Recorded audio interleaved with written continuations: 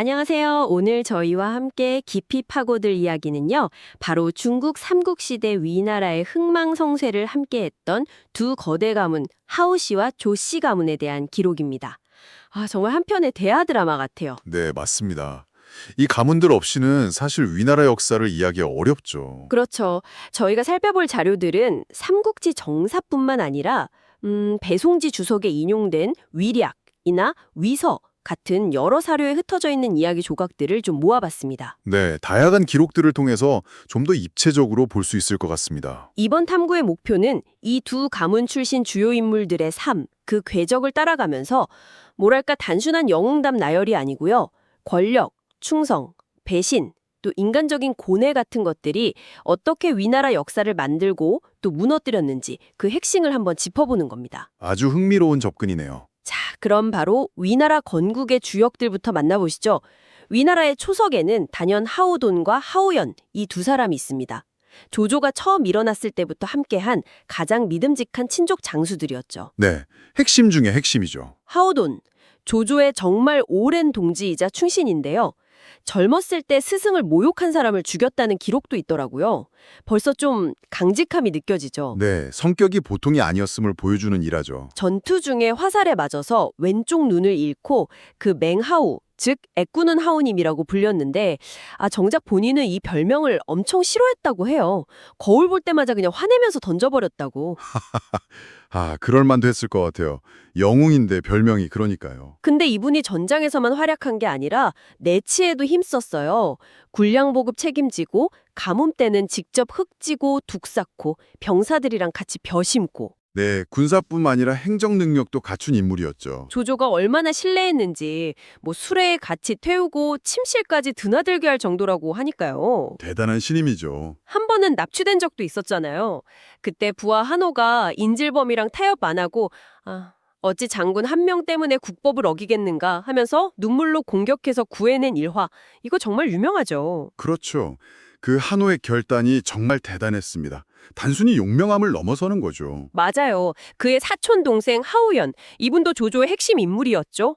젊었을 때 조조 대신 죄를 뒤집어 쓴 적도 있다고 하고요. 네, 그런 일화도 있죠. 기동전에 특히 능해서 군중에서는 하우연은 3일이면 500리, 6일이면 1000리를 간다. 와, 엄청난 속도죠. 네, 그래서 주로 서쪽 전선, 그 마초나 한수 같은 세력과 싸우는 데 투입됐죠. 공도 많이 쓰었고요. 인간적인 면모도 기록에 남아있는데 그 위략에 따르면요. 일찍 죽은 동생의 딸, 그러니까 조조의 조카딸이죠.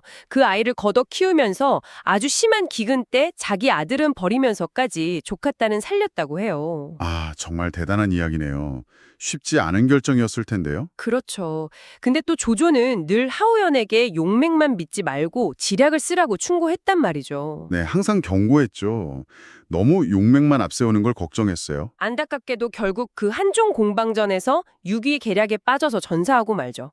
조조의 경고가 현실이 된 셈이에요. 네, 참 안타까운 죽음입니다. 이 초기 인물들의 이야기를 보면요. 단순히 개인의 용웅담을 넘어서는 의미가 있어요. 그 혼란했던 후한 말기에 조조가 어떻게 세력을 구축했는지를 보여주는 중요한 단서거든요. 그렇죠. 혼자서는 절대 못했을 테니까. 맞습니다. 하우돈, 하후연 같은 이런 강력한 친족 세력의 절대적인 충성, 그리고 군사적 능력이 없었다면 불가능했을 겁니다. 이들이 바로 조조 정권의 반석이었던 거죠. 특히 그 한호의 살에 하우돈 구출한 거예요. 이게 또 주목할 만한데 인질범과 타협하지 않는다는 원칙 자체는 사실 한나라 초기 법령에도 있었어요. 근데 혼란기에 거의 사문화된 상태였죠. 그랬군요. 네, 한호가 이걸 다시 실행했고 조조가 이걸 만대의 법이라고 칭찬하면서 이후에 인질극 자체를 막는 법령의 계기가 되었다는 점.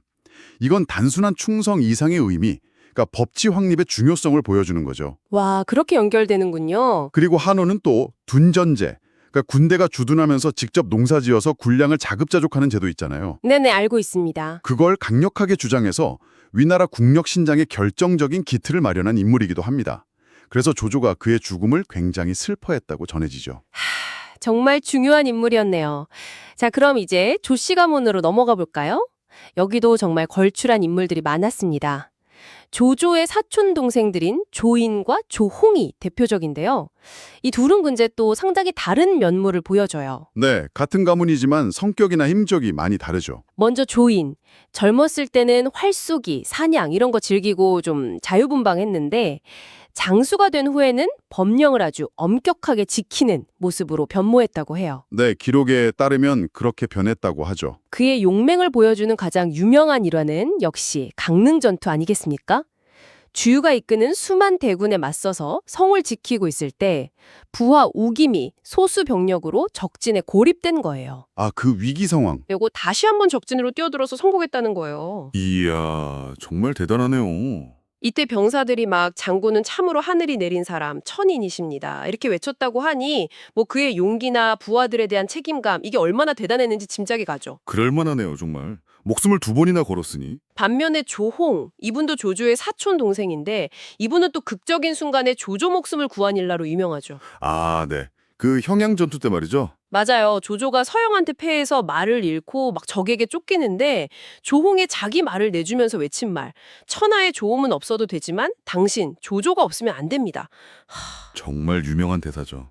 조조에게는 생명의 은이나 다름없고요. 그렇죠. 이후에도 여러 전투에서 공을 세웠는데 이분은 좀 문제가 있었어요. 부자인데 엄청 인색했다고. 네, 그게 좀 발목을 잡죠. 젊은 시절에 조비가 돈 빌리려다가 거절당한 일 때문에 원한을 품고 있다가 나중에 황제가 되고 나서 조홍 부하가 버벅인 걸 빌미로 그를 죽이려고 했잖아요. 네, 정말 위험한 상황딸이 갔었죠. 조정 대신들이 다 반대했는데도 소용없었고 결국은 조조의 부인이자 황제의 어머니 변태호가 나서서 만약 오늘 조홍이 죽으면 내일 곽황후 패하게 하겠다. 이렇게까지 강하게 압박하고 눈물로 막 간청해서 겨우 목숨만 건졌어요. 와, 변태효까지 나설 정도였으니. 그러니까요. 과거의 공적이 개인적인 감정이나 권력 앞에서 얼마나 위태로울 수 있는지 보여주는 사건 같아요. 흥미로운 지점입니다. 정말.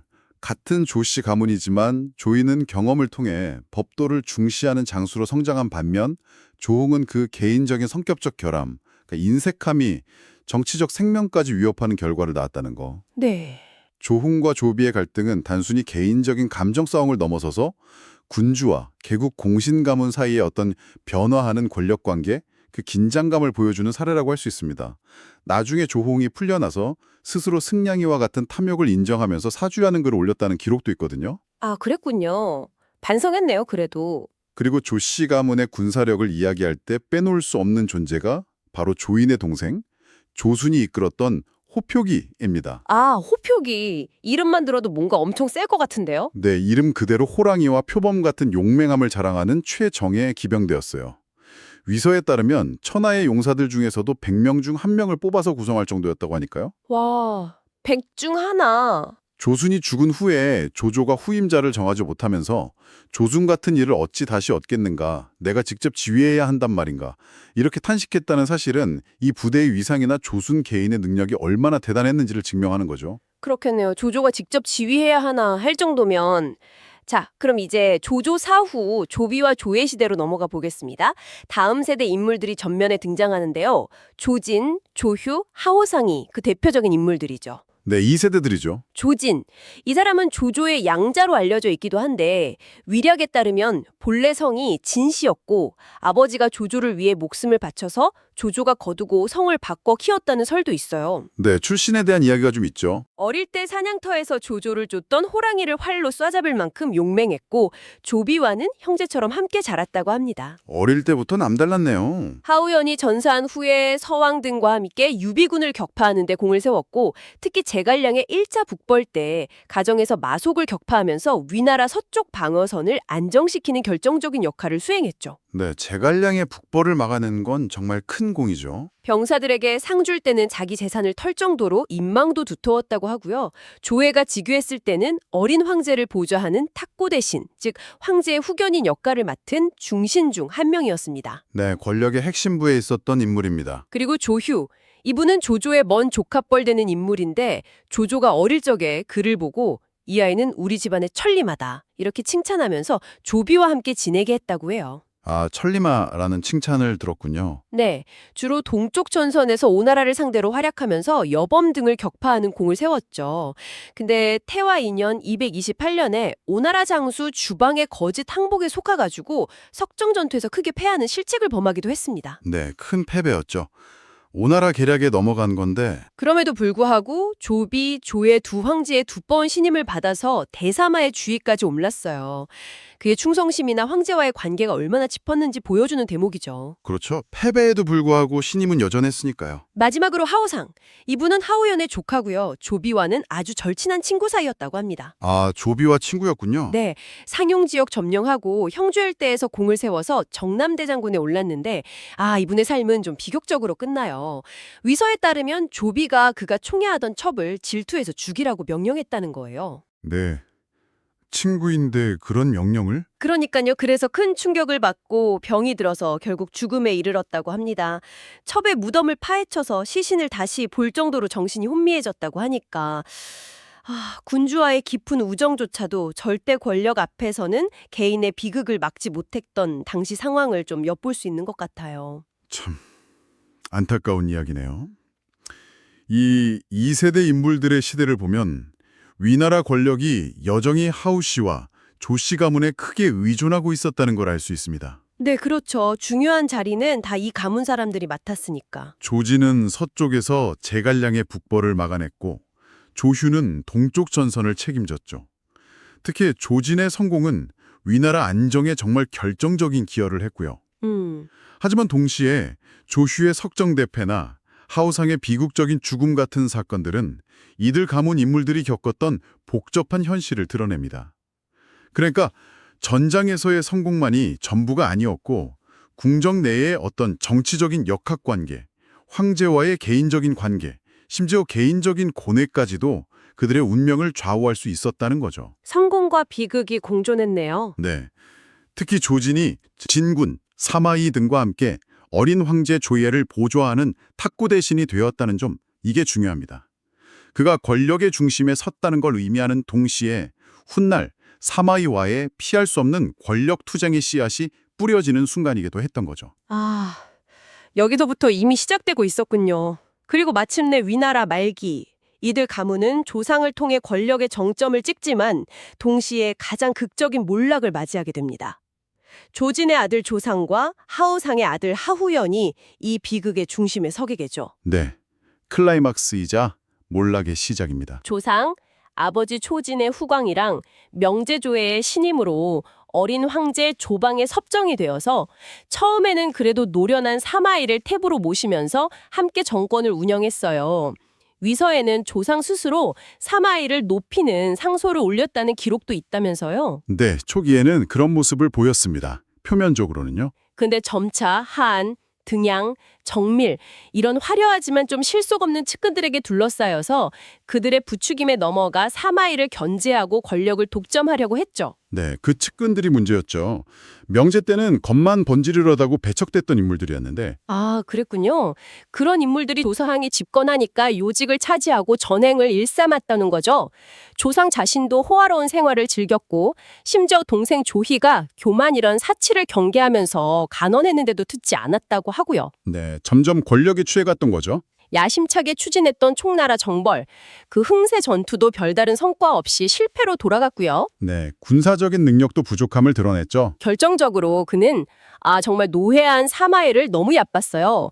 정시 10년 249년 사마이가 조상 형제가 황제 모시고 고평릉에 제사 지내러 간 틈을 타서 병을 핑계로 두문불출하다가 정변을 일으킵니다. 이게 바로 그 유명한 고평릉 사변. 네, 결정적인 사건이죠. 위나라의 운명을 바꾼. 위말전에 따르면 그 전에 사마이가 일부러 병이 엄청 위중한 척 죽을 먹다 흘리고 말도 제대로 못 알아듣는 연기를 해서 조상 측을 완벽하게 속였다고 하잖아요. 네, 정말 치밀하게 준비했죠. 조상은 사마이가 군사를 일으켰다는 소식에 완전 당황해서 어쩔 줄 몰라 했고요. 대사농 환범이 허창으로 가서 황제 확보하고 항전하자고 막 필사적으로 조언했지만 조상은 결국 사마이가 관직 삭탈 외에는 해치지 않겠다는 약속을 믿고 항복하고 맙니다. 그 판단이 결국 네.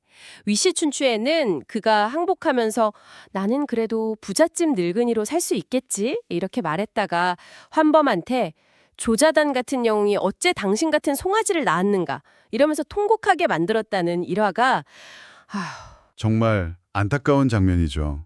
상황 판단을 너무 잘못한 거죠. 결과는 뭐 참혹했습니다. 반역 모의 혐의로 하한, 등양 같은 측근들과 함께 삼족이 멸족당했죠. 네, 권력투쟁의 비정한 끝을 보여줍니다. 그리고 하후현, 이분은 하후상의 아들이고 자는 태초라고 하는데요. 젊어서부터 명성이 자자했고 노장 사상을 즐겨 이야기하는 당대의 명사였다고 해요. 네, 학식과 명망이 높은 인물이었죠. 조상의 고정사촌이었기 때문에 조상이 집권하자 중호군 같은 요직에 올랐고요. 그는 당시 관리 임용 제도였던 구품관인법, 그러니까 인물을 9등급으로 평가해서 관리를 임용하던 제도의 문제점을 아주 날카롭게 지적하면서 개혁안을 제시하기도 했습니다. 아, 그 유명한 구품관인법의 폐단을 지적했군요. 네. 특정 중정관이 인물평가 독점하고 가문 배경에 따라 인사가 좌우되는 폐단을 비판하면서 중앙부서랑 지방향리의 평가, 실제 직무성과 이런 걸 종합적으로 고려해야 한다고 주장했죠. 성강의 합리적인 주장이었네요. 근데 사마이는 그의 의견에 원칙적으로는 동의하면서도 현실적인 어려움을 들어서 당장 시행하기는 어렵다고 답했다고 해요. 네, 결국 받아들여지지 않았죠. 시기상조라고 본 건지 아니면 견제심리였는지. 조상이 실각한 후에는 요직에서 밀려나서 태상이 되었고 속으로는 불만을 품고 있었겠죠. 결국 가평 6년, 254년에 중서령 이풍, 황후의 아버지 장집 등과 함께 사마이의 아들 사마사를 제거하려는 모의에 가담했다가 발각되어서 처형당하고 맙니다. 근데 사마씨 정권에 대한 반격 시도였는데 실패로 돌아갔죠. 위시춘추에 따르면 처형당할 때도 안색 하나 변하지 않고 태연자약했다고 하니 그의 강직한 성품을 짐작할 수 있습니다. 향년 46세였다고 하네요. 네, 끝까지 명사다운 모습을 보였다고 전해지죠. 조상의 몰락은 여러 요인이 복합적으로 작용한 결과입니다. 본인의 역량이 권력의 무게를 감당하기에 좀 부족했고 하한이나 등양 같은 무능하고 부패한 측근들의 바로가 결정적이었죠. 위략 같은 기록에는 이들의 탐욕과 전횡에 대한 비판이 아주 구체적으로 실려 있어요. 무엇보다도 노회한 정치가 사마이를 얕본 것, 이게 가장 큰 패착이었죠. 그렇죠. 반면에 하우연의 개혁안은 당시 구품관이법, 그러니까 세습화되기 쉬웠던 관리 등용제도의 폐단을 정확히 짚었지만 시대적 한계나 기득권 세력의 반발 때문에 실현되지 못했습니다. 그의 죽음은 조 씨와 하우 씨 세력의 완전한 몰락을 상징한다고 볼 수 있고요. 네, 이제 완전히 시대가 바뀌는 거네요. 그렇습니다. 고평릉 사변은 위나라의 실질적인 권력이 조 씨와 하우 씨 가문에서 사마 씨 가문으로 완전히 넘어가는 결정적인 분기점이었습니다. 이것이 결국 사마 씨가 세우는 진나라 건국의 직접적인 발판이 된 거죠. 역사의 흐름이 완전히 바뀌는 순간이었군요. 이 시기 권력투쟁의 격렬함을 보여주는 또 다른 사건이 하나 있는데요. 하후연의 아들이자 하후연에게는 숙부뻘인 하후패가 조상 사후에 신변의 위협을 느끼고 적국인 총나라로 망명한 일입니다. 아, 하우페가 촉으로 갔죠. 네, 유선이 하후패를 환대하면서 자기 아들을 가리켜 이 아이는 하후 씨의 조카요 라고 말했다는 일화가 있어요. 하후패의 조카 딸이 유선의 황후였거든요. 참 역사의 아이러니를 느끼게 하는 대목이죠. 권력의 정점에 올랐다가 결국 비극적으로 몰락한 후손들까지 하우 씨와 조 씨 가문의 이야기는 그 자체로 한 왕조의 흥망성쇠를 보여주는 축소판 같다는 생각이 듭니다. 네, 정말 그렇습니다. 충성, 용맹, 야망, 그리고 비극이 끊임없이 교차하는 역사였네요. 맞습니다. 삼국지와 같은 역사 기록의 그 행간에는 이처럼 치열하게 살았던 인물들의 다양한 인간적인 면모가 숨어 있습니다. 가문이라는 강력한 혈연 네트워크를 기반으로 한 권력의 집중, 그리고 그로 인한 내부 갈등, 또 결국에는 사마씨라는 외부 세력에 의한 몰락 과정, 이런 것들은 시대를 초월해서 우리에게 리더십과 권력의 본질, 그리고 인간관계의 복잡성에 대해 많은 것을 생각하게 하죠. 청자를 향해 오늘 저희가 살펴본 기록들은 주로 정치적, 군사적 사건, 그리고 남성 인물들의 이야기에 초점이 맞춰져 있었습니다. 하지만 마지막으로 이런 질문을 한번 던져드리고 싶습니다. 조상이 몰락하고 삼족이 멸족되는 그 참혹한 상황 이후에 그의 사촌 제수였던 하후영녀, 하후령녀라는 여인이 있었습니다. 남편 조문숙이 일찍 죽자 주변에서는 젊고 자식도 없는 그녀에게 재가하라고 강하게 권유하고 압박했습니다. 그러자 그녀는 스스로 머리카락을 자르고 심지어 귀와 코까지 베면서 죽은 남편, 즉 몰락한 조씨 가문에 대한 절개를 지켰다는 일화가 황보밀의 연려전에 전해집니다. 아, 정말 처절한 이야기네요. 네. 절대적인 정치적 몰락 앞에서 보인 이토록 처절하고 어찌 보면 무모해 보이기까지 하는 한 개인의 충절은 거대한 권력투쟁이라는 서사 이면에 존재했던 개인적인 유대와 명예, 그리고 당시의 규범에 대해 우리에게 무엇을 말해주는 걸까요? 당신은 어떻게 생각하시나요? 이 질문을 남기며 오늘 탐구를 마무리하겠습니다.